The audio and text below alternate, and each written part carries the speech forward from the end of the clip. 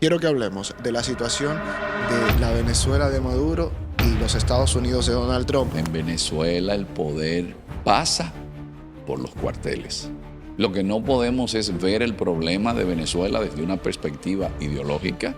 No podemos verlo desde el tema del narcotráfico, porque la mayor parte de la droga que entra a Estados Unidos, según la propia DEA, no es por el Caribe, sino por el Pacífico. Todo lo que se mueve en el entramado de las relaciones internacionales, que son hipócritas por naturaleza. Que hablemos de Rusia y Ucrania. Una guerra que deja un promedio de 20,000 muertos al mes. Y esa guerra, la administración Trump está decidida a que hay que terminarla. Palestina e Israel, jamás franja de Gaza. Bueno, es una crisis que se nos ha querido vender que es netamente religiosa. Y en ese mundo hay una gran fractura, pero es por la propia lucha por el poder. Y para cerrar, estás en Europa por una mujer. Has venido por Isabel la Católica. Y vaya mujer, ¿quién da inicio a la modernidad? ¿Quién saca a Europa de ser una simple península de la isla mundo? Isabel la Católica. Nuevamente en el canal conversando con el profesor Iván Gatón, contentísimo profesor de que esté nuevamente aquí con nosotros. Para mí es un honor estar nuevamente contigo. La primera entrevista fue gracias a la gentileza del embajador Juan Bolívar Díaz en nuestra embajada dominicana aquí en Madrid. Y no solamente conocí un buen entrevistador, un buen periodista, sino también una persona que sus cualidades y su don de gentes hacen que uno se sienta más cómodo, porque a veces uno mira a este mundo sombrío y hasta está tentado a perder las esperanzas en los seres humanos. Pero para mí ha sido grato conocerle, y a todo el mundo. Yo soy un relacionador público suyo. Digo, no es que sea buen periodista, es que es buena gente. Gracias. Igual para mí y para todos nosotros. La gente súper contenta con su paso por aquí. Y por eso hoy quiero que vayamos a aprovecharlo. Le voy a sacar el jugo. Sobre aviso no hay engaño. Quiero que hablemos de la situación de la Venezuela de Maduro y los Estados Unidos de Donald Trump. Que hablemos de Rusia y Ucrania, que seguimos con ese conflicto, con esa guerra que lamentablemente continúa, y con Palestina e Israel, jamás franja de Gaza. Y para cerrar, el motivo por el que está nuevamente aquí en Madrid, que es una conferencia que se ha estado impartiendo sobre Isabel la Católica. Hablaremos de esos 4 temas y ya si nos da tiempo, una entrevista en profundidad de Iván Gatón, que igual estará en este episodio o en el siguiente. Ya veremos, lo intentaremos. Empecemos entonces, Venezuela, Estados Unidos. Situación actual, cómo nos puede afectar más allá de los que estamos en la región, como hemos visto que ya se ven en los aletazos aquí, incluso en Europa. Lo importante para poder analizar cualquier tema geopolítico es tomar en consideración que los estados son seres vivos y que ante todo, como seres vivos, que necesitan materias primas, que necesitan rutas de acceso, siempre van a estar tomando en consideración la geografía y los recursos. Y el interés nacional se antepone para obtener los recursos que un Estado pueda estar necesitando. Entonces, pensar que en un mundo que está en transición, es un mundo post-europeo, es un mundo post-occidental, que los temas que se encuentran en el tablero del ajedrez mundial vienen dados por ideología, es un absurdo. No es un tema ni de izquierda ni de derecha, no es un tema de si el régimen es dictatorial, porque hay muchos países que tienen incluso monarquías hereditarias donde no se dice nada. No es un tema de derechos humanos, porque hay muchos países que violan constantemente los derechos humanos y a esos países no se les invade. No es que el país sea un lugar para el tránsito de drogas, como podría ser el caso de Haití. Es decir, todo lo que se mueve en el entramado de las relaciones internacionales, que son hipócritas por naturaleza, porque es el interés del Estado y no del mundo en sentido general. Si te está gustando este contenido, recuerda darle like para que YouTube lo posicione mejor. Además de suscribirte si no lo has hecho, es totalmente gratis. Y compártelo para que llegue a otras personas. Ahora sí, sigue disfrutando de este contenido. Hay que verlo desde una perspectiva geopolítica. Venezuela, vista desde Estados Unidos, que desde la génesis de su surgimiento como imperio en el siglo XIX ya tenía una doctrina Monroe, no puede, desde la perspectiva geopolítica, el país que aplicó el corolario Roosevelt a la doctrina Monroe y se quedó con Panamá para hacer el canal, hizo el canal en Panamá, aunque luego vinieron los arreglos con los acuerdos Torrijos-Carter, pero Panamá pertenecía a la Gran Colombia. Estados Unidos, que con la explosión del Maine en La Habana fue lo que provocó que se llevara a cabo la guerra hispanoamericana, donde Estados Unidos se instala en Guantánamo, pero aplica la enmienda Platt. Es decir, que todo lo que fuese a hacerse con cara al extranjero necesitaba aprobación de Washington, pero es que Cuba, ¿dónde está ubicado? Y Cuba pertenecía a un imperio en decadencia, que era el Imperio Español, pero del otro lado estaba Filipinas, que es el Pacífico, más de 7.400 islas. Entonces está Puerto Rico, que yo siempre digo, señores, Benito Pérez Galdós representó a Puerto Rico en el Congreso de los Diputados aquí en España.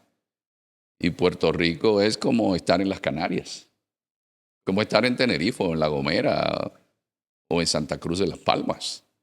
Pero Puerto Rico cayó en lo que es el corolario Roosevelt a la doctrina Monroe.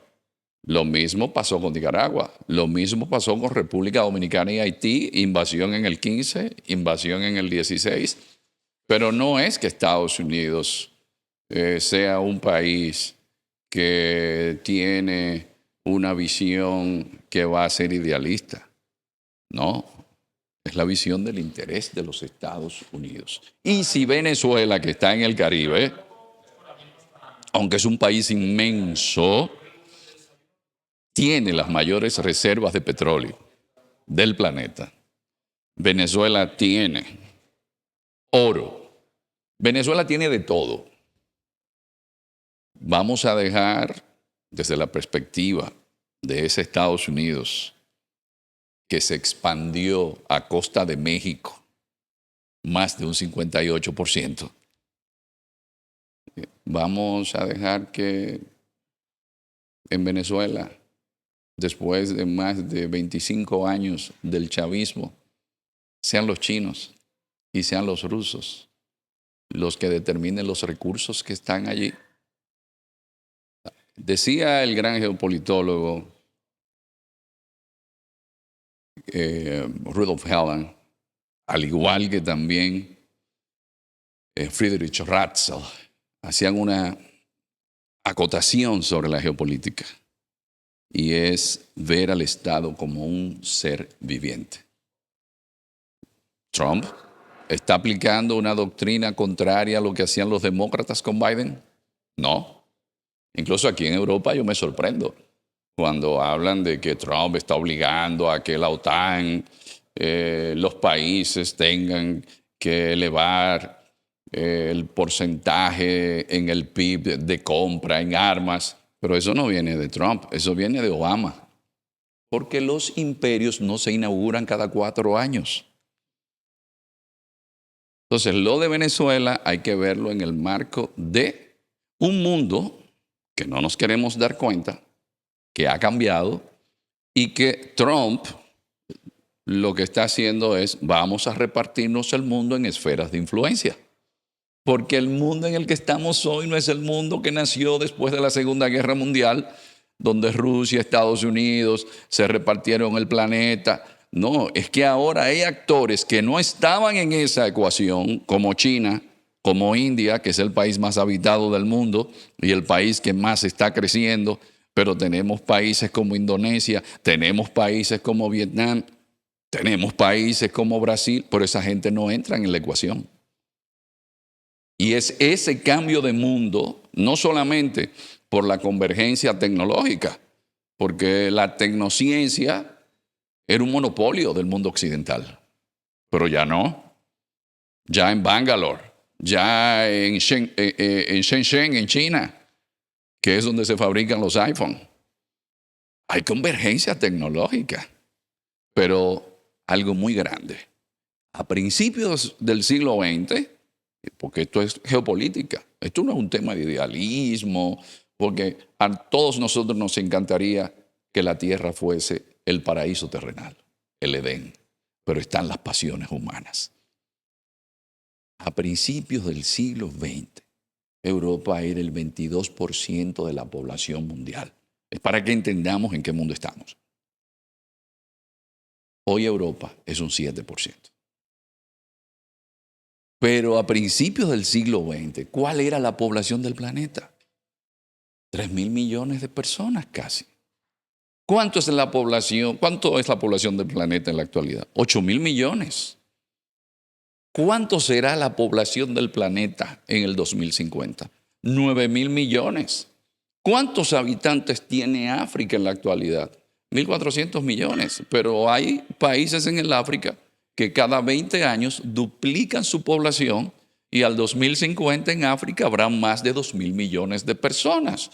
Entonces es un mundo que los estados, como seres vivos, necesitan recursos y nosotros no nos damos cuenta de que en ese mundo somos menos, el mundo transatlántico. Y me atrevo a decir lo que siempre he referido. Desde una perspectiva histórica universal, y por eso traje este libro sobre geohistoria, otra historia de la humanidad, de Christian Gratalup. Desde una perspectiva geohistórica, que no es simplemente en el bosque, donde los árboles que están frente a nosotros nos quitan la vista, ¿cuándo es que Occidente deja de ser la zona más pobre del mundo? Porque todos los que estudiamos historia recordamos que el desarrollo de las civilizaciones fue en la Mesopotamia. Sabemos que el desarrollo fue a orillas del río Hoangho y el río Yangtze en China. Sabemos que fue al lado del río Indo, del río Ganges, y que la llegada de los europeos a América con Colón, aquel histórico día que cambió el mundo para siempre, que fue el 12 de octubre de 1492, es porque las especias que venían de Oriente no llegaban aquí a Europa. ¿Y cómo Europa empieza ese proceso? Cristianismo católico, derecho romano y filosofía griega. En este caso, profesor, entonces, con Estados Unidos, con Venezuela, vemos una Venezuela que desde Chávez está coqueteando con China, está coqueteando con Rusia. Vemos un Estados Unidos con Trump que quiere que todo permanezca en casa, en cuanto a hemisferio, en cuanto a Estado. Y el resto del mundo, entonces, estamos contemplando eso, pensando en ideologías. Y lo que nos hablas es que más que ideologías, economía. Pero en política. eso perdieron, Daniel, el tiempo la mayoría de gente que nosotros queremos mucho, que fueron nuestros profesores en el siglo XX. Creían que el tema era ideológico y se dieron cuenta que no, que era un tema de intereses. Eso se llama realismo político. Hans Morgenthau es el padre del realismo político. Y el más grande técnico jurídico que tuvo el siglo XX, Hans Kelsen, ante el fracaso de la Sociedad de Naciones, decía, no fracasó porque su concepción no fuese hecha de la mejor manera, no fracasó porque jurídicamente se hiciera un mal trabajo, no, fracasó por la falta de voluntad política de los imperios, porque los chiquitos obedecemos, y los grandes mandan. ¿Y cómo se puede establecer esto? Bueno, usted es pequeño y no me apoya. ¿De dónde llegan tus remesas, que representan una base fundamental para tu economía? ¿A dónde van tus exportaciones? ¿De dónde llega, si tienes turismo, el turismo? Simplemente no te compro. ¿Se ve una salida a esta situación actual, a este clima de tensión que hay en la zona Estados Unidos, Venezuela, el Caribe, lo que hablábamos un poco de cómo esos aires están llegando a Europa? ¿Se vislumbra? Sí, todo eso tiene salida. Y entiendo que la administración Trump ha puesto su empeño en todo el andamiaje militar que ha puesto en el Caribe, porque se lleva al gobierno de Maduro a que negocie. Pero ya la semana pasada, reciente, en estos días, el presidente Trump conversó con Maduro.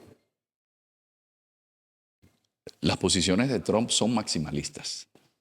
No olvidemos que Trump fue a Corea del Norte, que es un régimen donde se practica la doctrina Juche y es amigo de Kim Jong-un. Entonces Trump lo que va a hacer es negociar. Ahora, un asunto interesante es que tanto Maduro como María Corina Machado, los dos están de acuerdo en poner a disposición de los Estados Unidos los recursos de Venezuela. Entonces yo creo que, como todo, siempre, así lo decía cuando empezó la guerra de Ucrania, no debió haber ocurrido, pero como todo lo que ocurre en la historia de la humanidad, eso se resuelve después en una mesa de negociaciones. ¿Qué a ti te interesa? Toma esto. Y a mí que me interesa aquello. Pues, ¿quién puede imponer una decisión? En este caso, Estados Unidos. Y un elemento importante, Luis Daniel, que es bueno que los amigos y amigas que van a ver esta entrevista lo sepan. A veces queremos presentar que es la figura del presidente. Detrás de cada jefe de Estado hay un andamiaje. Eso no que usted no es un predestinado. En Venezuela, el poder sale de los cuarteles. El poder pasa por los cuarteles. Desde Cipriano Castro en el siglo XIX, pasando por Juan Vicente Gómez, pasando por Medina Angarita, Eleazar López Contreras, que fue el que sustituyó a Juan Vicente Gómez, pasando por Marcos Pérez Jiménez, que murió aquí en Madrid, luego Wolfgang Larrazábal, y después llegó el acuerdo de Punto Fijo. ¿Y Chávez de dónde venía? De los cuarteles. Así que a veces cuando yo veo que quieren presentar que es tal figura, no. En Venezuela el poder pasa por los cuarteles. En base a eso, a esos cuarteles, se ve un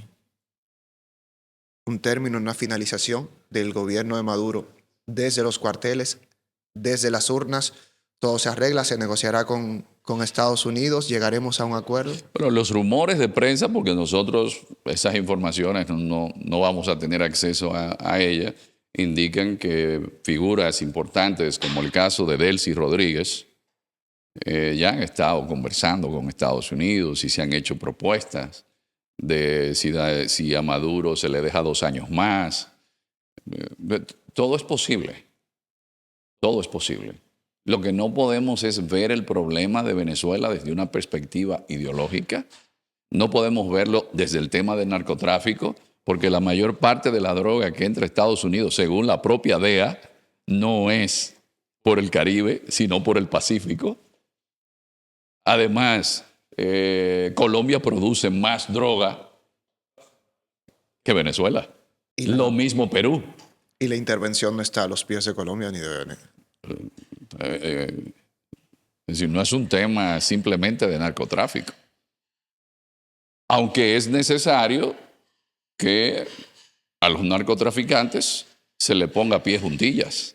Eso nadie lo va a quitar, porque uno de los grandes problemas de nuestras sociedades, que es la violencia y otros arquetipos, otros referentes de éxito, es en base a violencia que la provocan esos narcotraficantes, que han hecho un cáncer con metástasis en nuestros jóvenes, porque es muy difícilmente alguno de nosotros no tenga un familiar que haya caído en el vicio de las drogas y lo que eso significa para una familia.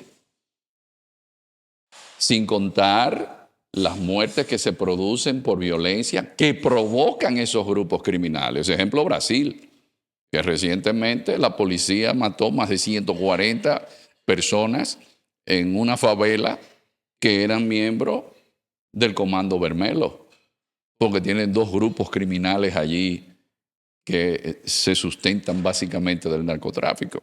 Así que no pensemos simplemente que es la lucha contra las drogas. Yo, que soy un señor mayor y muy mayor, recuerdo de niño, en mi casa se coleccionaban las revistas Reader Digest, que mi padre, desde Sabana Grande de Boyá, Un campo de la República Dominicana. un campo de la República Dominicana remoto, que yo siempre hago la analogía con Macondo, buscaba en la ciudad de Santo Domingo. Y parece que consiguió una revista de los años, era finales de los años 40, y en la portada decía, lucha contra las drogas. Señores, recordemos que Inglaterra se posicionó económicamente en el mundo, fue llevándole opio a China. La guerra del opio de 1839 a 1842, que una de las grandes quejas de los chinos fue que le llevaron el vicio del opio allá. Y cuando los chinos quisieron prohibir ese negocio, le declararon la guerra y le quitaron Hong Kong en los tratados desiguales. Entonces, lo otro es que Alain LeBruce, que es el gran experto de la geopolítica de la droga del mundo, expresa que, por ejemplo, en los países que producen droga, quizás se lave un 30% de lo que generan, pero el 70% ¿dónde se queda? En la Asociación de Ahorros y Préstamos, de la Cooperativa de Ahorros y Préstamos de Chiapas, o de Guadalajara, o de algún lugar remoto en el Catatumbo, allá en Venezuela, o en el Chocó, en Colombia. No, se quedan ¿dónde? En la gran banca internacional. En la actualidad, porque el ejercicio mío es el del académico. El académico es como el odontólogo. No importa que usted se cepille bien los dientes y use hilo dental. Usted necesita hacerse una profilaxis, así sea una vez al año. El académico, en base a toda la información que puede analizar, dice, ¿qué es lo mejor para una sociedad?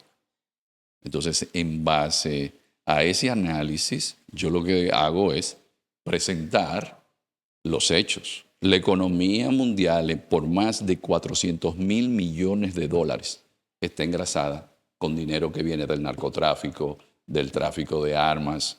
Y a veces se nos quiere presentar que el gran problema con el narcotráfico está en nuestros países cuando no queremos mostrar lo que está sucediendo a donde está la demanda. En base a eso, ¿qué es lo mejor para esas sociedades, profesor? Lo que pasa es que el problema de las drogas es una guerra que está perdida si no hay un consenso de todos los países que componen el orden internacional.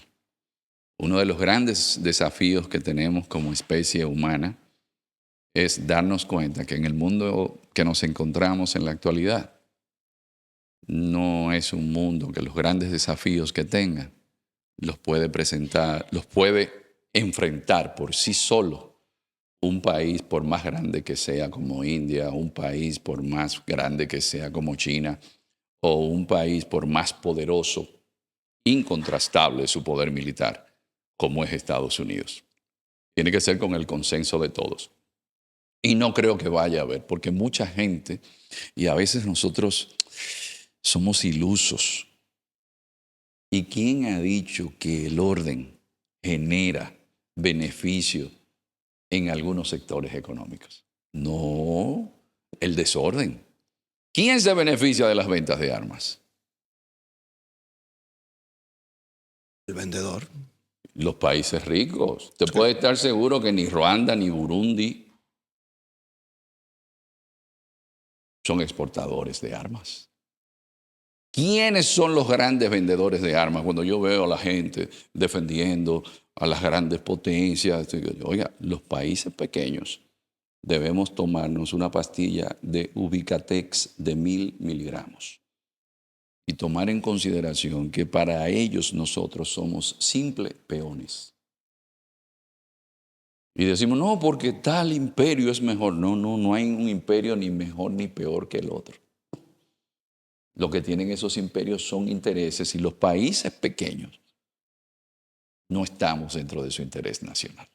Por eso hay que buscar la forma de ir más allá de toda esa propaganda que hay en las redes y ver las cosas desde una perspectiva realista y darnos cuenta de que lo único que puede hacer que de cara al futuro el mundo cambie es nosotros haciendo conciencia con nuestros hijos,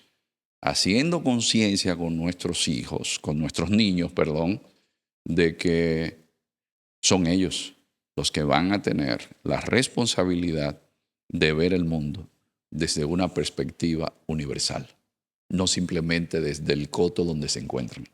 Hablando de imperios, profesor, países pequeños, países grandes, pasemos al siguiente tema. Rusia, Ucrania. Una guerra que lamentablemente continúa y que el final no se presume la vuelta de la esquina. Ojalá fuera así, pero de momento no lo es. Yo creo que la guerra en Ucrania ya ha llegado a unos puntos que podríamos decir que no solamente por esos niveles críticos que hay en Ucrania, sino también por el interés político, la voluntad política que hay en Washington de terminar esa guerra. Una guerra que deja un promedio de 20,000 muertos al mes. Jóvenes la mayoría. Recuerden que a la guerra no van los señores mayores como yo. Van los más jovencitos, los más fuertecitos. Si usted tiene algún defecto físico, no lo van a enviar. Es una carnicería.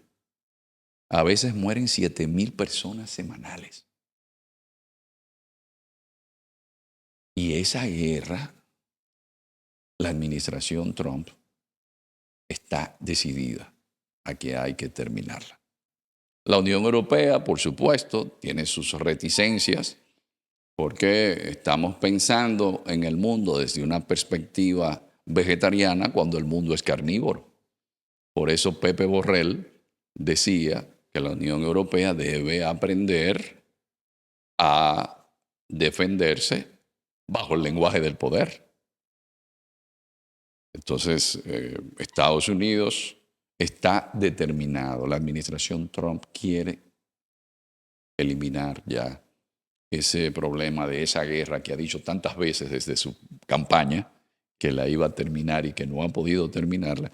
Y algo que me llama mucho la atención es que por primera vez, porque es una labor obligatoria de todo analista internacional, de ver distintos medios, los grandes medios de comunicación europeos están dando a conocer que al asistente de Zelensky le hicieron una pesquisa porque está metido en casos de corrupción. Todos sabemos que Ucrania es un país muy corrupto, pero que ya se esté dando a conocer que del círculo de Zelensky hay personas involucradas en corrupción.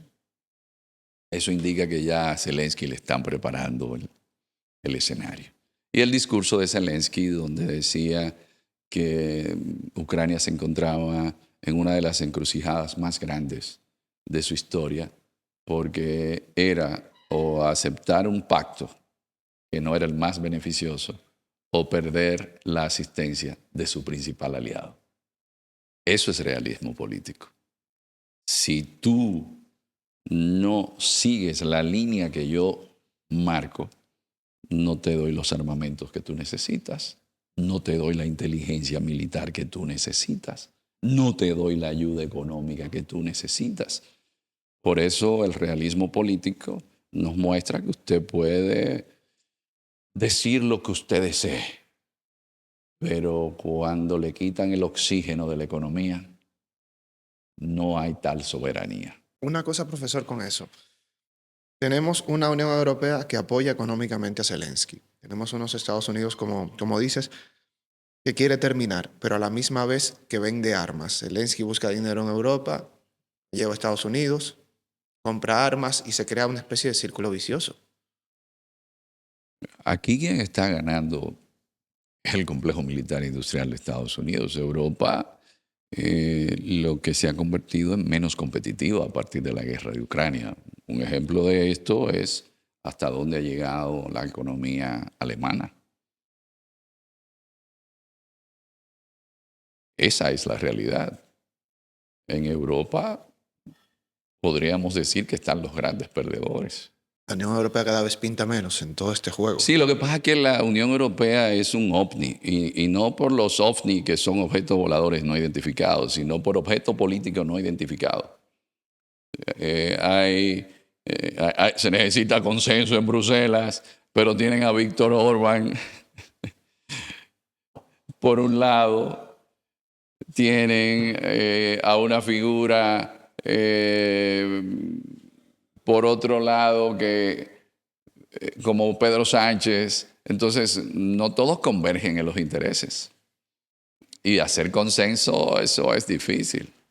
Además, es que Europa olvidó que se dio tiros en los pies en la Primera y la Segunda Guerra Mundial y fueron desplazados. Y algo que no se dice es que a partir de la Segunda Guerra Mundial, ¿quién quedó a cargo de Europa? Rusia, hasta donde llegó su expansión con la cortina de hierro, y Estados Unidos, que dejó bases militares que todavía permanecen. Pero Europa sola no defiende sus fronteras. Son inestables. Las fronteras del sur en África, Ceuta, Melilla, que son territorio europeo. Las fronteras hacia el este tampoco pueden controlarlas. Entonces, ¿de quién ha dependido Europa en su seguridad? De Estados Unidos en los últimos años, a través de la Organización del Tratado del Atlántico Norte, OTAN. Esta Unión Europea, entonces, profesor, que se ha empeñado en regulaciones, en ser educados, en ser políticos, en ser vegetarianos en este mundo de carnívoros, desde su óptica, desde su visión, desde sus estudios, debería de actualizarse un poco más, de ser un poco más carnívora, si se quiere. Y lo que Europa necesita es una gran dosis en su élite política y económica de comprender el mundo en el cual están viviendo y que se quedarán como un parque temático.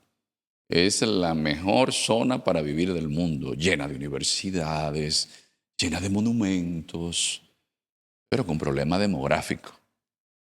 Y aparte del problema demográfico, es que hay una gran incidencia de una cultura que es su némesis, como es el Islam, porque no es lo mismo migración en Europa de cristianos a migración en Europa de musulmanes, lo cual tiene serias y complejas situaciones para un mundo occidental. Y esa Europa, sus políticos los vemos en el Congreso y nos dan vergüenza, porque no están a la altura de la circunstancia histórica que vive el planeta. Vemos, por ejemplo, la inestabilidad política que ha tenido Italia, que se calmó un poco con Meloni. Vemos cómo Francia, en la situación en la cual se encuentra. Lo mismo Alemania. No decir aquí en España, que hay un problema y es que en Bruselas suelen decir de forma irónica que en Europa hay dos tipos de países, los que son pequeños y los que todavía no se han enterado que son pequeños. Porque yo estaba recientemente, hace apenas 2 meses, en China y me dicen que debo ir a una provincia, pero la provincia tiene 185 millones de habitantes. Y las 2 ciudades que visité, Wuxi tiene 8 millones y pico de personas y Nanjing o Nanking tiene 9 millones y medio. Y eso que no fuimos a Shanghai, que tiene 20, no fuimos a otras ciudades chinas que sobrepasan los 10 millones de personas, como podría ser Dalian. Entonces, lo mismo pasa con India. No nos estamos dando cuenta de esos elementos. Sin embargo, seguimos con el discurso gastado de la ideología, seguimos con el discurso del odio, de acontecimientos que ocurrieron hace 100 años. No se debe olvidar la historia, pero una sociedad no construye un futuro en un mundo tan complejo como este en base a odios del pasado. Si no hay algo que vaya más allá de los partidos políticos, que es el proyecto de la Unión Europea, el futuro de la Unión Europea será el de un parque temático. Este occidente que nace en Europa está entonces en peligro. En decadencia, parte de la decadencia. Solamente hay que ver cómo la mayoría de nuestros jóvenes sufren depresión, porque eso se refleja en la sociedad. Son sociedades que es más importante el poseer que el ser. Son sociedades donde los referentes, los arquetipos, no son los que tienen virtudes y como del latín, en su etimología, la palabra virtud nos expresa que virtus es fuerza. ¿Fuerza en qué sentido?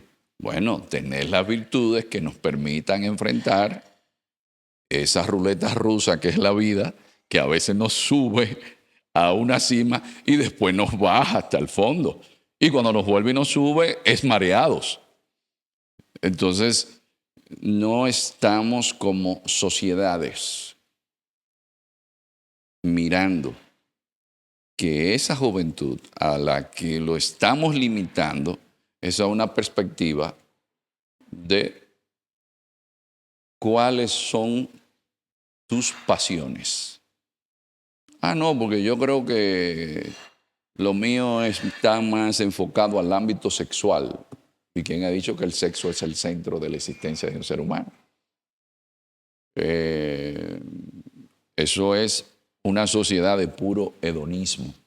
Y no puede haber futuro, como decía Octavio Paz, donde usted tiene una sociedad que viva en el hedonismo sin tener pasión y riesgo en la vida. Y ese es el problema de Europa. A veces yo miro los jóvenes, así también en nuestros países, y digo, ¿y con esos muchachos es que se va a pagar la pensión? Sí, porque el mundo en el cual estamos no es el mundo que va a triunfar el que hable más bonito. El que pueda ser, como dicen en República Dominicana, más allante y movimiento. El que pueda aparentar que hace cosas. No, está en la gente que sabe filosofía, que es fundamental, en la gente que sabe matemáticas, en la gente que está metida en las ciencias exactas, pero están preocupados nuestros jóvenes. Si Estados Unidos ahora mismo, por ejemplo, tiene más de 200 muertos diarios por sobredosis. Entonces tenemos que revisarnos en el mundo occidental. Yo siempre he sido un gran admirador de una historiadora colombiana y eso es algo que yo le agradezco al idioma español porque permite que uno se comunique con tanta gente. Y de Radio Caracol, que las ondas hertzianas, yo las escuchaba desde niño a través de la onda corta en Sabana Grande de Boyá. Hay un programa de una historiadora colombiana, a la cual respeto y agradezco mucho, que se llama Diana Uribe, y esto es para referirme a Europa. Quien está determinando el mundo no es Europa. Se demostró en Siria, se demuestran los problemas que hay entre palestinos e israelíes. Y entonces, ¿qué sucede? La profesora Uribe dice, cuando usted no está en la mesa es porque usted es parte del menú. Y creo que eso le está sucediendo a Europa. Situación Oriente Próximo, Oriente Medio, profesor. Israel, Palestina, Franja de Gaza. La geografía vuelve a mandar, como dice Robert Kaplan. La geografía manda. El Medio Oriente es como la especie del puente entre África y el Asia. Y que se encuentre allí el Estado de Israel, que es un Estado que cuenta con el apoyo del mundo occidental, sobre todo de Estados Unidos incondicionalmente. La voluntad política es lo que va a decidir el futuro de esa zona. Bueno, Donald Trump quiere hacer un resort. Vemos que el derecho internacional tiene doble rasero, como se dice en inglés, el double standard. La Corte Penal Internacional sí puede ser útil para Duterte, que se dedicaba a ejecutar narcotraficantes en Filipinas y se lo llevan preso a La Haya, pero no se debe hacer una investigación contra Netanyahu, porque Trump incluso pide a la justicia de Israel que el proceso que tiene en contra de Netanyahu por temas dentro de Israel, dejen eso a un lado. No importa que existan ejecuciones extrajudiciales, como se ha podido comprobar en unos videos que salieron con unos jóvenes que se habían entregado, o que de los 60,000 muertos que hubo en Gaza, la mitad sean mujeres, ancianos, niños, y la destrucción que allí hubo. El derecho internacional para eso no es tan útil, porque yo siempre hago alusión a una frase del conde de Romanones que decía aquí en España: a los enemigos las leyes aplíquenselas, pero a los amigos interprétenselas.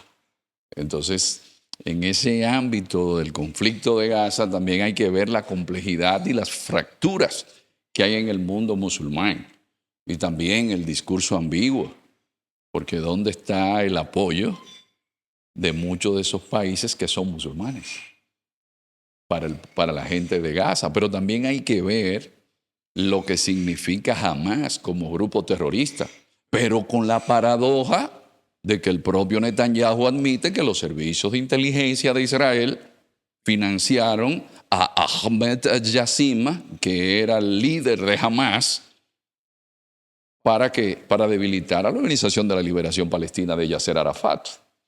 Es decir, que Hamás es un Frankenstein de los propios servicios de inteligencia de Israel. Entonces, ese mundo que se nos quiere presentar como una aporía, como se dice en filosofía, cuando hay una alusión a una contradicción insoluble, no es tan aporético. Es un tema de cuáles son los intereses que se mueven alrededor del mundo. Para eso, determinante la situación allí, tenemos a una Turquía que es una potencia regional, es lo que se llamaría en geopolítica un pivote geoestratégico. Para esto tenemos un país pequeño, pero que juega una diplomacia de primera línea, que es Qatar. Para esto también tenemos que ver la incidencia de Arabia Saudita, que tiene un príncipe que ha decidido transformar no solamente Arabia Saudita, sino estar de lleno en el escenario político internacional, que es Mohammed bin Salman. Entonces, el futuro de Palestina no depende de los palestinos, porque también han estado muy divididos. Algo que sí lamento en Palestina es que nos hemos olvidado de los cristianos que están allí. Los cristianos mueren en Palestina, mueren en otros sitios y no pasa nada. Eso sí me duele, que ese mundo occidental que critica tanto, se está olvidando de que los pobres cristianos que están allí, ¿qué sucede con ellos? Porque olvidamos que el cristianismo nació en esa zona. Lo que sucede es que, de nuevo, por eso yo siempre digo, la demografía es el futuro. En Egipto, más del 80% de la población era cristiana. Cuando el Islam entró en Egipto, ya eso se revirtió. Cristianos coptos. Hoy, el porcentaje de cristianos coptos en Egipto, un país de más de 80 millones de personas, es de un 20%. Pero el problema palestino hay que verlo también en las complejidades internas y algo que debemos ver, lo que es la lucha por el poder. Siempre que a veces pensamos que todas las sociedades pueden tener una Arcadia feliz, eso es difícil. Donde hay varios seres humanos, hasta dentro de un clan, de una misma familia, hay diferencias. Y en ese mundo hay una gran fractura, pero es por la propia lucha por el poder. Por eso nosotros, como seres humanos, debemos situarnos en una perspectiva de seres frágiles, efímeros, y que contrario a ese ego que nos hace creer que el sol no va a salir mañana porque nosotros no nos levantamos, tener un propósito de vida que vaya más allá del simple interés particular. Profesor, para estudiantes, para jóvenes, ¿a qué se debe toda esta crisis en esa zona? Bueno, es una crisis que se nos ha querido vender que es netamente religiosa. Pero sucede que los turcos dicen que cuando pertenecían al Imperio Turco Otomano, allí vivían todos y no tenían problemas por el tema religioso. Aquí el tema es geopolítico. Hay un sector que es más favorecido, en este caso, una gran cantidad de personas que fueron del mundo europeo a vivir en Israel. Ahí tenemos resoluciones del Consejo de Seguridad que están en contra de zonas que han sido colonizadas, pero esas resoluciones no se aplican. Entonces, ¿cómo pueden mantenerse esa gente allí si no hay retaliación de parte del mundo que aplica el derecho internacional? Entonces, yo veo que se quiere presentar el tema como un tema religioso, pero no es netamente religioso. Es un tema que tiene que ver con la geopolítica. Es la lucha por el poder eterna y universal. Y entonces se disfraza de que no, es que esto es un tema religioso. No, esto es un tema humano.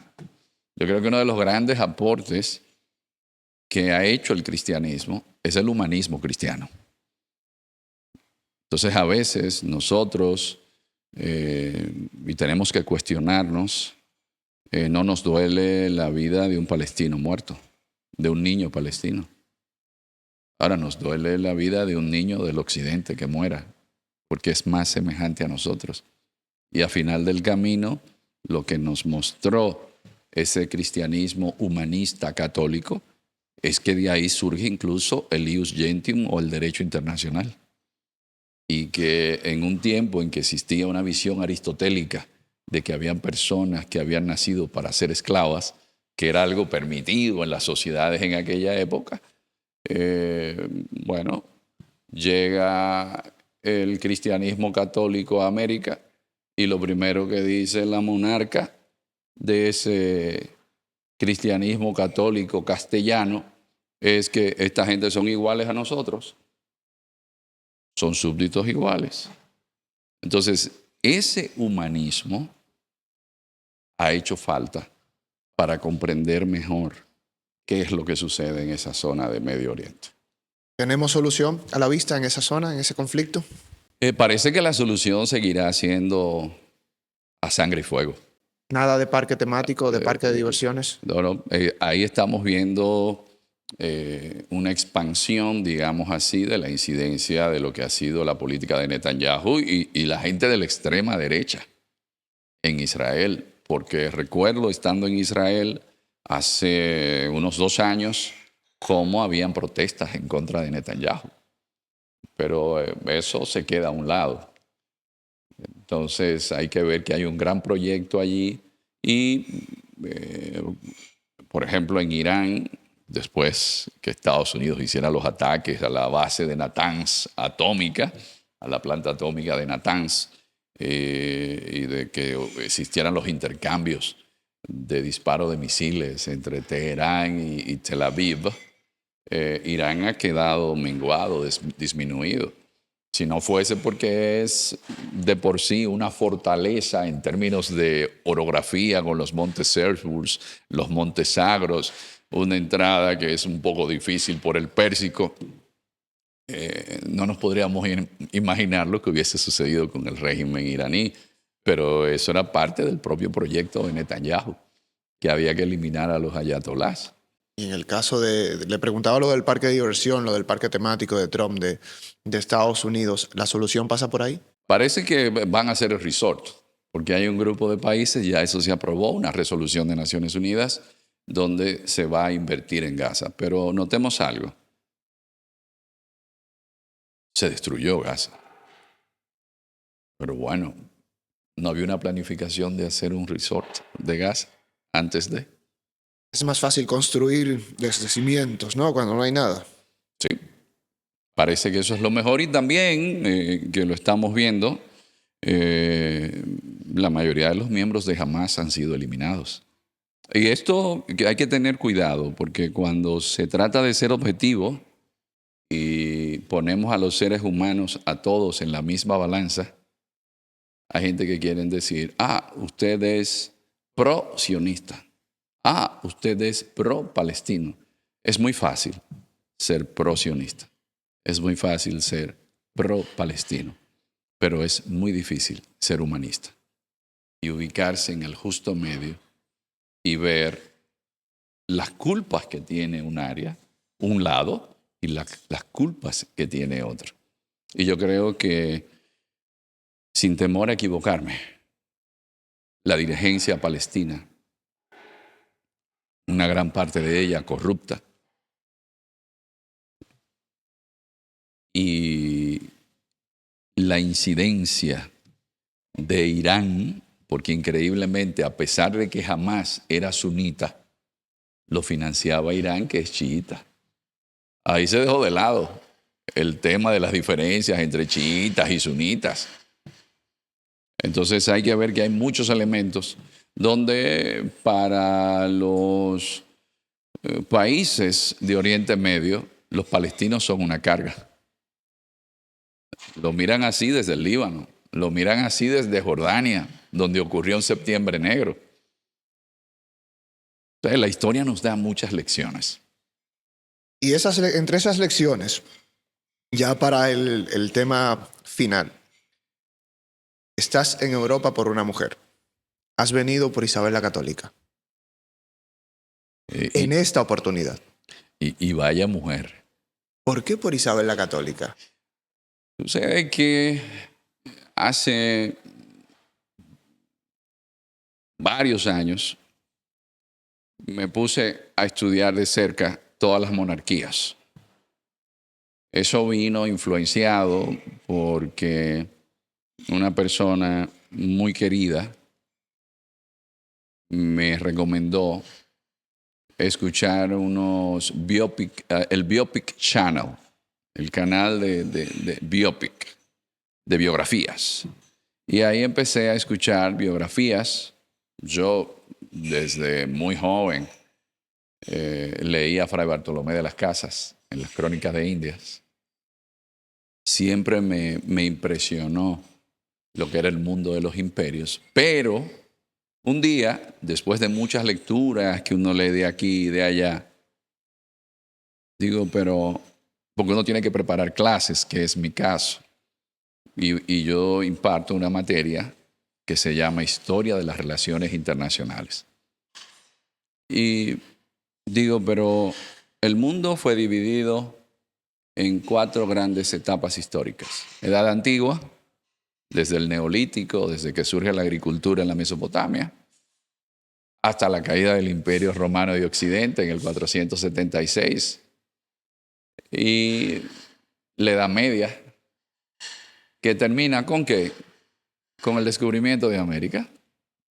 La toma de Constantinopla por los turcos, 1453, con Mehmed II, y el viaje de Colón. Ahora, ahí empieza un proceso histórico que se llama modernidad. ¿Y quién da inicio a la modernidad? ¿Quién saca a Europa de ser una simple península de la isla mundo? Isabel la Católica, porque es la que tiene la visión política de apoyar a un Colón que vivía en Portugal, que su hijo Diego es hijo de Felipa Moniz de Perestrelo, portuguesa. Un Colón que le llevó a Jaime II el proyecto. Pero el proyecto de Colón, ¿quién es que lo apoya? Isabel la Católica. Pero el proyecto de Colón no solamente cambia el mundo para siempre. Y se podrá decir lo que nosotros querramos de la reina, porque iba a obtener beneficios, pero ese proyecto fue donde se incluyó el humanismo cristiano, a pesar de las barbaries, porque la gente lo que no quiere darse cuenta es que si no llegaban los españoles, iban a llegar los portugueses, y esos fueron los que comenzaron el negocio de la esclavitud. Hay 3 imperios reconocidos por ser extremadamente crueles en la esclavitud: los portugueses, los ingleses y la gente de Dinamarca, que no se mencionan. Entonces, ese proceso histórico que cambió el mundo para siempre, porque permitió que negros como Juan Garrido estuvieran casados en el siglo XVI con una española, que Juan Latino fuese catedrático en la Universidad de Granada, siendo negro, cuando en Estados Unidos, para que el primer negro vaya a la universidad, lo acompañó la Guardia Nacional en 1962. Y donde en Estados Unidos, para permitir el matrimonio interracial, fue en el 1967. ¿Quién inicia esa raza cósmica de gente de distintas zonas de África y de distintos grupos étnicos de América y de una España que siempre ha sido un crisol de raza? España es celta, España es vasca, España es romana, España es godos, España es alanos, suevos, morisca, sefardita. ¿Y qué hace? Permite la mezcla entre toda esa gente. Como yo siempre digo, ante la exuberancia, y como dicen los cronistas, ese cuerpo tan bien diseñado, los europeos al llegar, sobre todo el macho íbero español, se le olvidó el sapiens y se convirtió en Homo erectus. La mayoría quisieron casarse y ahí está el caso de Cortés, con la Malinche. Está el caso del primer americano, que es Miguelico Díaz Ox, hijo de un noble aragonés con la cacica Sumeca o Sumaca, del cacicazgo de Higüey, que es la que hace que se mude la primera ciudad de América que estaba en el norte, que se llamó La Isabela, en nombre de Isabel, a la parte sur. Entonces, es que tenemos a partir de ahí una raza cósmica. Por miles de años, ese continente que se llama América estuvo separado del resto del mundo. Y ese viaje lo cambia todo. Pero no solamente eso. Ustedes se imaginan Europa sin tomate. En Italia una pizza sin tomate. ¿O ustedes se imaginan a una España sin papa? ¿O se imaginan Europa sin chocolate? Ahora, nos imaginamos del lado nuestro sin huevos, sin lácteos, sin queso, sin mantequilla. En América no había vacas. Lo que había era llama, vicuña, alpaca. Y este señor, Alvar Núñez Cabeza de Vaca, que es el que hace un recorrido desde la Florida y entra por México, que fue esclavo de una tribu indígena de ahí de la Florida, ese señor, cuando vio un bisonte, dijo, se parece a una vaca, pero con totuma. Que nosotros lo decimos, lo de Totuma, sí, sí. Entonces, alimenticiamente, yo siempre hago una referencia a una persona que le tengo un gran respeto por ser un gran conocedor de la historia dominicana y del mundo. Y por supuesto, alguien que tiene toda la capacidad para poder haber sido presidente de la República Dominicana, que se llama Sigfrido Pared Pérez. Sigfrido Pared Pérez, en una entrevista que le hace un gran comunicador dominicano, a quien aprecio y agradezco mucho, don Julito Jacín, cuando él hacía las veces ya no de ministros de las Fuerzas Armadas o director de migración, sino como jefe de los servicios de inteligencia, el Departamento Nacional de Investigaciones, DNI. Y le dice Julito Jacín, pero dígame, ¿qué es lo que hacen la gente en el DNI? Vigilar a los demás. Ese es el mensaje que le quiso dejar. Y dice, no. Un ejemplo. Nosotros tenemos analistas. Y yo he tenido que llamar al ministro de Industria y Comercio para decirle, recuérdate que la población cuando no tiene plátano, que es lo que aquí llaman el plátano macho, el banano, siente que la situación económica va mal. Pero ¿de dónde es el banano? El banano viene del Asia a las Islas Canarias y es Fray Tomás Berlanga quien lo lleva a América. ¿Y usted se imagina al dominicano sin plátano?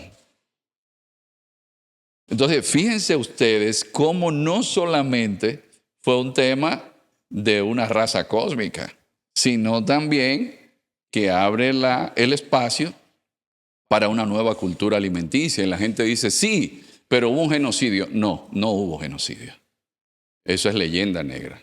Sí hubo crueldad, atrocidades que no pueden negarse, porque ocurren incluso en las sociedades actuales que tienen Estado de Derecho. Ahora, la corona española no era eso lo que promovía. La corona española en la cédula era como una especie de instrucciones, decreto que daban los reyes. La reina Isabel la Católica, Nicolás de Obando, el fundador de la ciudad de Santo Domingo, que se llamaba Nueva Isabela, ese es el primer nombre de la ciudad de Santo Domingo, a orillas del río Osama, que significa en taíno río navegable, le dice, respétame a los indígenas. Pero él hizo una matanza. La matanza de Jaragua es de Nicolás de Obando. Pero las instrucciones de la corona fueron esas. No. Y cuando Colón llega aquí a América, a Europa, después del primer viaje, se llevó unos indígenas y los vendió como esclavos. Y la reina lo increpa y le dice, ¿cómo osa usted vender como esclavo a mis súbditos? Todo esto de Isabel la Católica, profesor, empieza sobre todo esa visión, esa necesidad, ese impulso al humanismo con el segundo viaje, porque en el primer viaje no sabemos dónde vamos, sabemos dónde queremos ir, pensamos que llegamos y luego nos damos cuenta que no llegamos al mundo de las especias, que no navegamos la ruta de la seda. Cuando regresa Colón de ese primer viaje, que cuenta eso que hablas, que trae indígenas, que trae lo que se encuentra, que la reina Isabel ve todo eso. A partir de ahí es que dice, no, vamos a poner orden, vamos a cambiar. A partir de ese segundo viaje es donde empieza realmente esa visión humanista de Isabel. No, lo que pasa es que a partir del segundo viaje empieza la primera gran migración de Europa a América. Y se trata de trasladar España a la Isabela.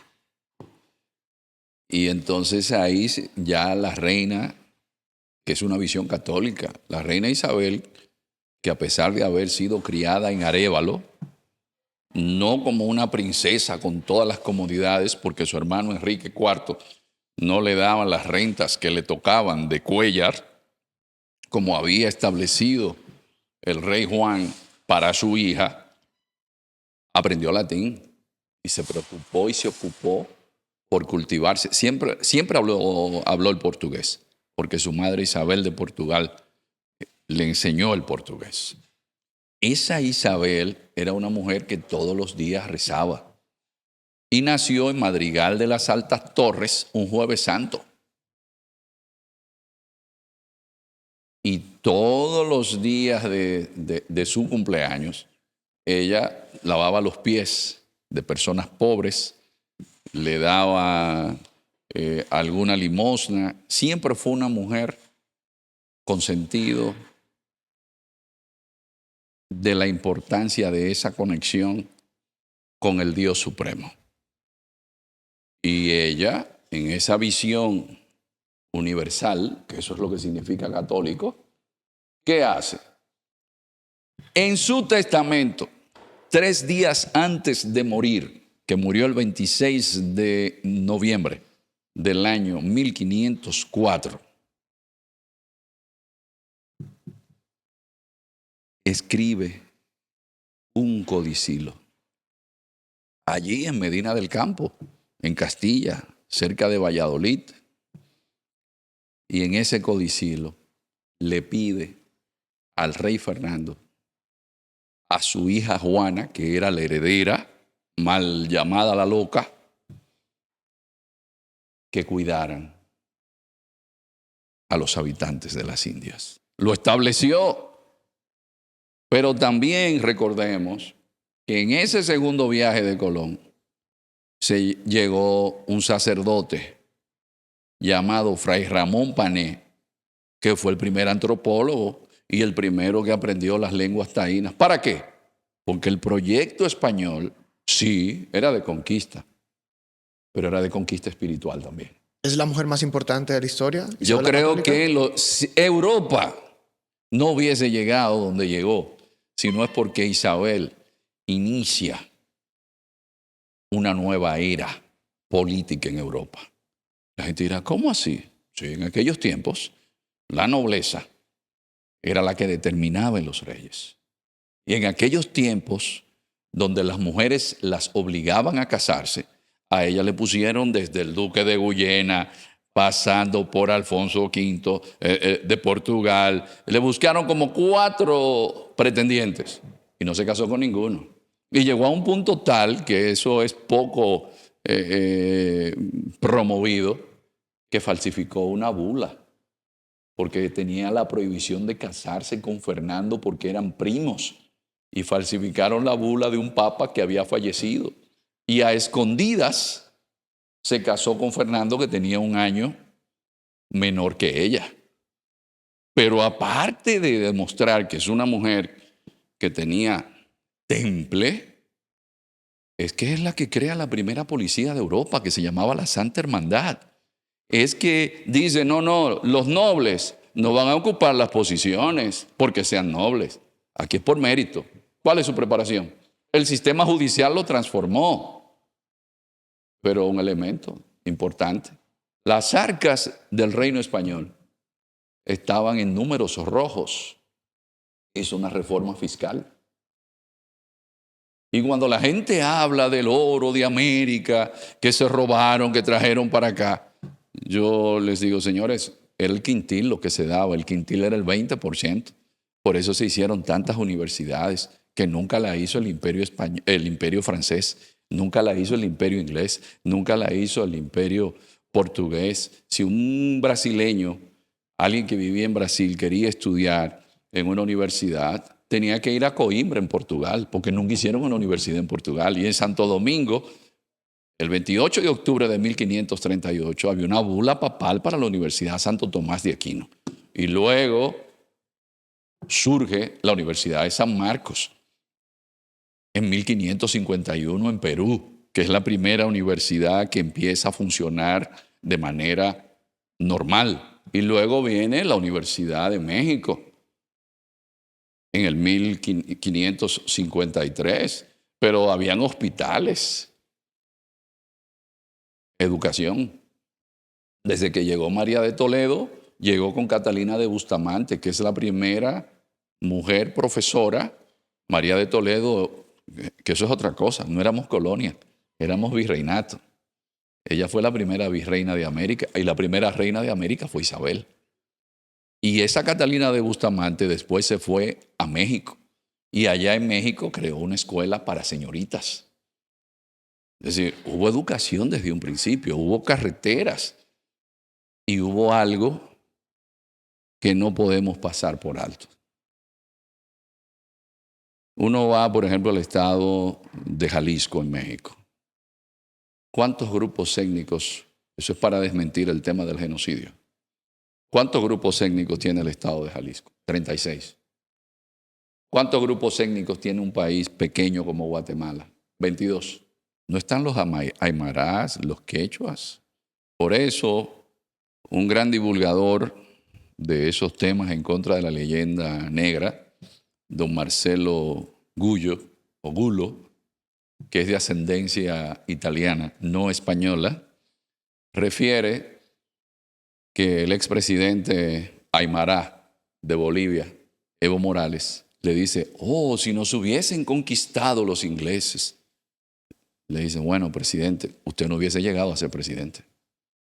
Porque donde los ingleses llegaban, como fue la llegada de los peregrinos del Mayflower en la bahía de Chesapeake en 1620, apenas hay 1,4%, digo 0,4% de mestizaje. Es decir, que no hubo mestizaje. ¿Por qué? Porque el cristianismo protestante no veía bien casarse con una nativa.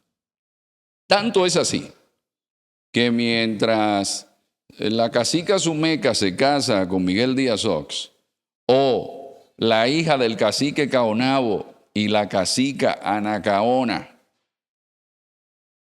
Higuemota se enamora de un español llamado Hernando de Guevara y tienen una mestiza que es la última cacica de la española, que se llamaba Mencía, que es decir, que se permitía el matrimonio.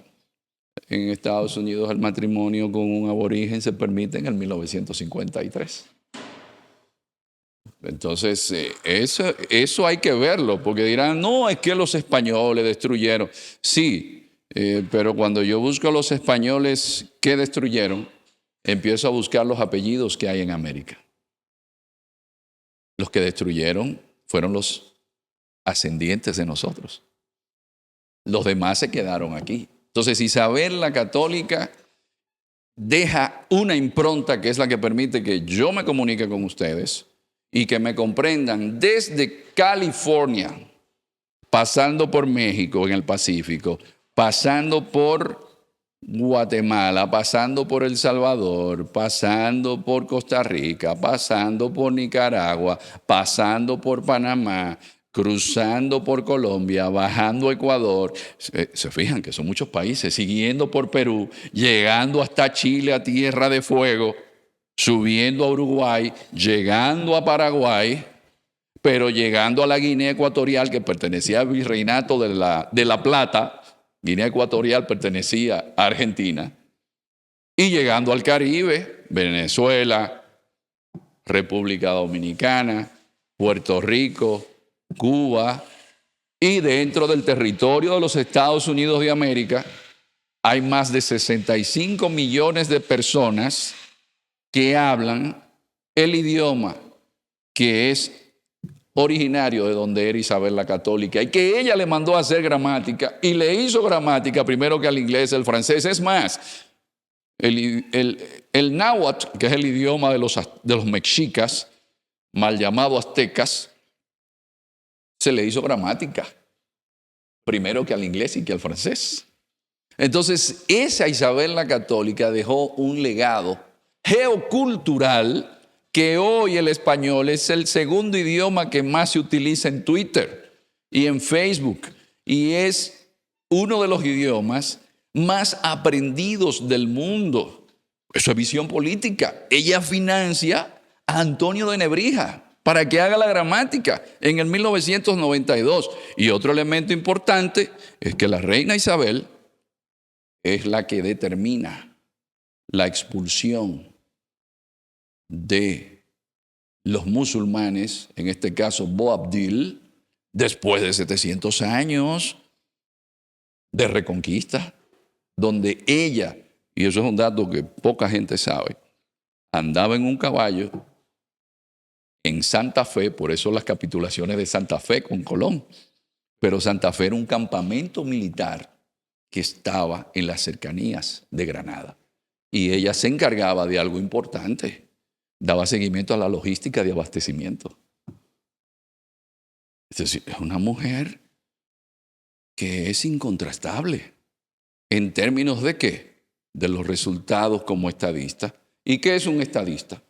El que piensa en las futuras generaciones. 500 años después, podemos hablar del derecho internacional de Ius Gentium, que se fundamenta en el codicilo de ella, porque de ahí es que esos padres dominicos que salen de Salamanca y llegan a Santo Domingo, y Fray Pedro de Córdoba, que hace el primer catecismo para indígenas, es el que está con Fray Antón de Montesinos y es el que autoriza. Y Fray Antón de Montesinos lee el sermón de Adviento. Y sí, para el cristianismo, el sermón de la montaña es la carta magna del cristianismo. El sermón de Adviento de Fray Antón de Montesinos es la carta magna de los derechos humanos. Isabel la Católica, profesor, es una mujer que está en el cómic Las Super Maravillas de la Primada de América, que tenemos ya segunda edición y que en República Dominicana ha ido muy bien y en otros sitios. Cuénteme, profesor, ¿dónde podemos adquirir el cómic y qué tal la recepción de las personas? El cómic se puede conseguir en Amazon, pero también se puede conseguir en el Museo de la Catedral en Santo Domingo, en la librería Cuesta también. El dibujo del cómic es de mi sobrino, Will Castillo. Es un joven que aprovechamos su talento para poner las imágenes, pero la idea para hacer el cómic es que mi hijo, que tiene una dialéctica retórica muy tenaz, me dice: papá, tú sabías que lo que yo sé de historia es porque tú me lo enseñaste, pero tú vas a programa de viejos. Entonces los jóvenes de mi edad no se van a leer lo que tú escribes. Esos libros que tú has escrito, el de temas internacionales, el de la Organización de Estados Americanos y y la aplicación del principio democrático, y me hizo alusión lo que tú hiciste del Islam, el librito del manual diplomático, lo que tú escribiste sobre la agricultura orgánica. Un muchacho de mi edad no lo lee. Ahora, tú lo que debes preocuparte por tu edad. Eso es lo que se va a quedar aquí. Eso somos nosotros. ¿Por qué tú no tratas de llegar a los muchachos de mi edad? Porque ¿quiénes son los referentes que ellos tienen? Y entonces me mencionó el nombre de gente que eran influencers. Y cuando yo le digo, ¿y a qué se dedican? ¿Qué es lo que hacen? Entonces, a partir de ahí, busqué información y encontré que la página más visitada en República Dominicana es la de los animes. Entonces de ahí vino la idea del cómic. Pero hay un interés en mí que es el de la geocultura. Porque de esas 4 bases que se sustenta la geopolítica, la militar, la económica, la tecnológica, la más perdurable es la cultural. Entonces dije, ¿y por qué en República Dominicana no apreciamos que somos el lugar con todas las primacías? La primera universidad, la primera catedral, la primera calle, la primera casa de 2 plantas, el primer alcázar, que allí desde Santo Domingo se mandaban en términos de jurisprudencia, de leyes, porque la Real Audiencia estaba en Santo Domingo, en lo que sería hoy casi la mitad del territorio de Estados Unidos, que se mandaba en México, que se mandaba hasta en las Filipinas, en el Virreinato del Perú, en el Virreinato de La Plata. ¿Por qué no apreciar que tenemos los restos del primer monasterio, que fue el de San Francisco, que ahora se hace fiesta los fines de semana allí porque tiene una excelente acústica, que tenemos la primera fortaleza, que tenemos todas las primacías y no hemos valorado nuestra historia, y que República Dominicana, como me sucedió en uno de mis vuelos de Madrid a Santo Domingo, nos trasladan en un autobús desde una terminal en Barajas a donde está el avión, y un español que vive en Málaga le pregunta a una italiana que para dónde va, y ella le dice, bueno, voy a Punta Cana, quiero ir a Santo Domingo, y él le dijo, en Santo Domingo no hay nada que ver, es un viaje muy largo, quédese en Punta Cana. Digo, ¿cómo va a ser? ¿Cómo que la primera ciudad de América, con todos los monumentos ahí, no sea un lugar importante? Entonces, mi interés es rescatar la autoestima, la propia valía que nosotros debemos tener como el lugar donde empezó todo y donde se puede comprobar. Porque se puede decir, no, mire, fue aquí. El único lugar donde Colón tuvo casa fue en Puerto Plata, y no fue porque llegó como turista en la Isabela. Entonces, cuando el dominicano se apropie de su historia, para mí sería algo importante, porque le dará otro sentido de su existencia, podrá verse en una dimensión mayor. Y ese ha sido el interés. Estos cómics, yo no soy historiador, lo mío es la geopolítica y las relaciones internacionales, en lo que modestamente hayamos podido comprender hasta la edad que tenemos, porque tampoco es que seamos un erudito ni una persona que nació con el bachillerato aprobado. No, nada. Yo vengo de la formación de una escuela pública en Sabana Grande de Boyá, y los primeros 5 años de escuela fue en una escuelita de la profesora Ramona, donde éramos 5 cursos que se manejaba con una regla que tenía inteligencia artificial y se le pegaba a uno en un brazo o en la cabeza si no hacía silencio. Es decir, yo vengo de ahí. Entonces, con todo esto que yo tengo como andamiaje sociológico, lo que estoy buscando es, aunque sea, motivar y dejar el interés de la gente en apropiarse de su pasado. No el pasado como un simple cuento, no, porque el pasado no es un simple cuento. Que la historia que se nos hace tan aburrida por las fechas, por los nombres, no, es que la historia explica por qué tú eres lo que eres hoy. Y la historia te va a indicar hacia dónde están los destinos que tú puedes llegar. Porque la historia maestra es. Entonces, tenemos grandes deficiencias en nuestro país, y yo simplemente lo que he tratado en esta etapa de mi vida, ya tengo incluso material para volver a publicar mis libros normales a partir del año próximo, no sin antes anunciar que ya tengo listo el cómic 3, y es para mostrar cómo ese pueblo dominicano no solamente es el de mayor densidad histórica continua existente en América. No solamente eso, sino que fuimos invadidos por los ingleses en la invasión de Penn y Venables, que fuimos invadidos por los franceses en Guaricó, La Limonada, y luego en Palo Hincado, que fuimos invadidos por los haitianos, los esclavos africanos que se liberaron de los franceses, que se establecieron en la parte occidental de la isla La Española, que nos ocuparon por 22 años por mantener que nuestro idioma español, seguir siendo católicos.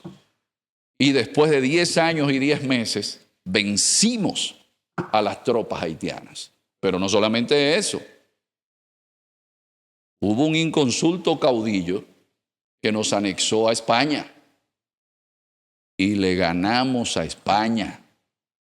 Y así vino el grito de Capotillo ese 16 de agosto de 1863 y nos liberamos de España. 2 independencias, pero después llegan los americanos con la doctrina Monroe y nos invaden en el 16, pero ya en el 24 estaban fuera. Pero después los americanos, el único país del mundo que han invadido 2 veces en menos de 41 años, es Santo Domingo. Lo invaden de nuevo en el 65. Y después de esa invasión del 65, ¿qué hemos sido nosotros? ¿Un Estado fallido? No, somos un pueblo que demostró valentía, pero que también, a pesar de todo, y eso hay que buscar los números, es el que más ha crecido ininterrumpidamente en América Latina en los últimos 50 años y de estabilidad democrática. Y es un país que tenía apenas en el 1967 un 10% de masa boscosa, mientras Haití tenía un 12% y hoy nosotros tenemos un 48%. Es decir, que hay elementos positivos dentro de todo lo negativo, que hemos ido perdiendo nuestras tradiciones, que hemos ido perdiendo nuestras costumbres, lo que quiere indicar que vamos a desaparecer nosotros también. Pero dentro de todo lo negativo hay elementos positivos y eso es lo que yo quiero resaltar, o vamos a resaltar en el cómic 3, que espero sea lanzado con motivo de una fecha histórica para la República Dominicana, que es aquel glorioso 27 de febrero de 1844. Esperamos tenerlo a la disposición del público ya en febrero con motivo de nuestra independencia. Gracias, profesor, por estar aquí. Pondremos en la descripción del video en YouTube los enlaces para que las personas puedan adquirir el cómic en República Dominicana a través de internet y comprometerlo, profesor, ya que no nos da tiempo de que nuestro próximo encuentro sea una entrevista con Iván Gatón, para saber de dónde viene Iván Gatón, pero para saberlo con calma, que estoy seguro que muchas de las personas que nos siguen están interesados en ese tema histórico personal.